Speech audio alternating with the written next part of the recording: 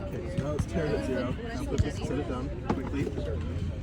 Okay, 144.0 pounds. 144.0, that's what I'm saying. Okay. 144.0 pounds. Okay, and then we're going to do the frame parameter check now. So that's 65.3 kilos. Under that. And then Right here, it's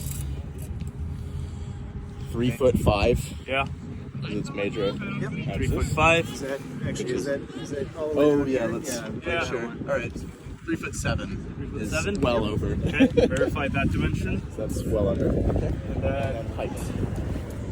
So from that's gonna be the highest point, and the lowest point is these wheels. So that's at the wheel, and 25 inches.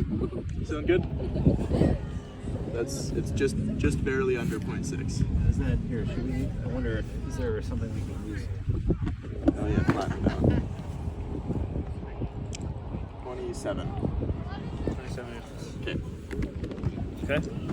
And then which dimension? We didn't do this dimension. Yeah, you're right. Okay. And this one is that.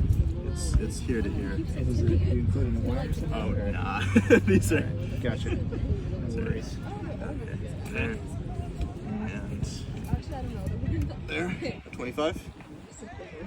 Yeah, that's a conservative. Yeah, 25 inches. Definitely within 25. Okay. Then 25 inches. Okay. All right. I So want to do this one more time. I feel like yeah, we can do this. Make sure We can use the lid again. let me do it. Okay. Yeah. Oh no, we're doing it. In the front of us, Right about there. so to here. 40. 46. Yeah, so I think 43 is probably good. Yeah. I think 43 is 43 inches for that dimension. Yep. Okay. Okay.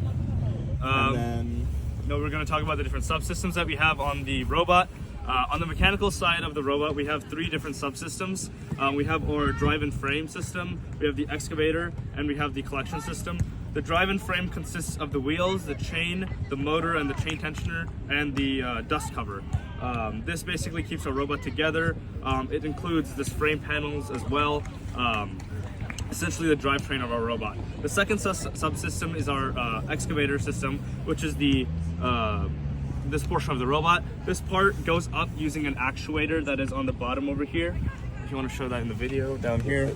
look at it From this angle. Yeah. We have an actuator over here.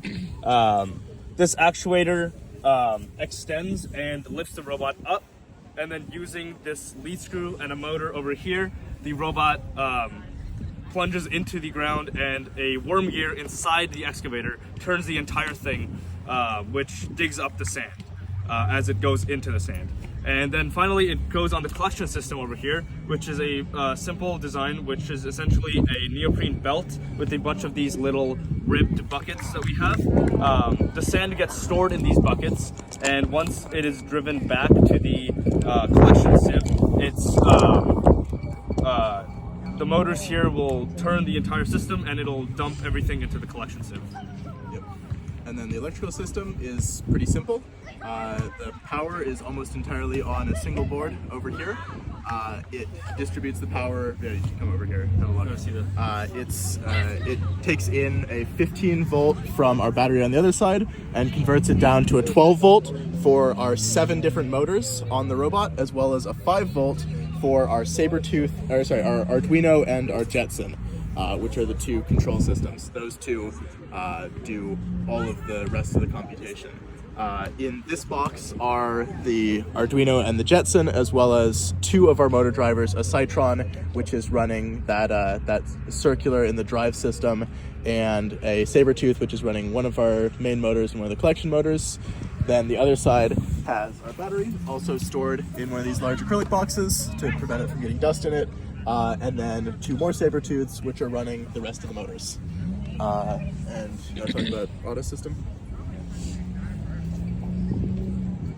The autonomous systems were designed to house the majority of the intense computation on the Jetson, and then to offload any smaller motor commands onto the Arduino. A communication protocol was designed to communicate the Jetson's motor commands to the motor controller, which will then actuate the saber tooths. Then, on the Jetson, we offload most of the high-level autonomy computation. This includes simultaneous localization and mapping, and also our full autonomy stack that we have been working on. Our autonomy stack is implemented using ROS2's navigation package, where we can fuse together a representation of the environment from SLAM, create a cost map to tell us where the robot can and can't go, and therefore detect obstacles. While this is happening, a high-level planner and low-level controller is finding feasible paths through the obstacles to the mining area at the end of the field, and then the controller is providing velocities for us to set to the wheels in order to follow a given trajectory provided by the path planner. In this manner, the goal of autonomy for the robot was to specify locations in the mining area where the robot should go to, perform the digging action, and then drive back and drop off the regolith. Likewise, the robot has included inside of its autonomy stack a behavior tree to house all of this logic, and its goal is to go to one location, come back, go to a second one, come back, and then a third one.